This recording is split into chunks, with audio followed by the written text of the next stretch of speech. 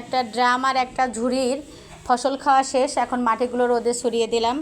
একজন আপু প্রশ্ন করেছিলেন যে আপু পুরাতন মাটি কিভাবে রেডি করব।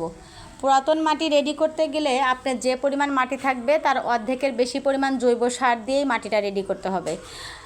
আর যদি আপনি শাকসবজি লাগান তাহলে শুধুমাত্র জৈব সার দিয়েই আপনি মাটি রেডি করবেন, কারণ জৈব সারে কিন্তু শাকসবজি ভালো হয় এবং গুণগত মানও ভালো থাকে। আর যদি আপনি ফলের গাছ লাগান তাহলে জৈব সার এবং রাসায়নিক সার দুইটা মিলিয়েই আপনি মাটি তৈরি করবেন, সেই মাটিতে কিন্তু ফল গাছ ভালো হবে। কাজেই প্রত্যেকটা ক্ষেত্রে আসলে খেয়াল রেখে মাটি তৈরি করতে হয়। মাটি যত ভালোভাবে তৈরি করবেন আপনার গাছ কিন্তু তত ভালো হবে। যদি আলসেমি করে মাটি রেডি না করে পুরাতন মাটিতে আবার গাছ রোপণ করেন, সেই গাছ কিন্তু আর ভালো হবে না বা ভালো ফলনও দেবে না। যদি শুধুমাত্র শাক লাগান তাহলে এতে কোনো রাসায়নিক সার দেবেন না।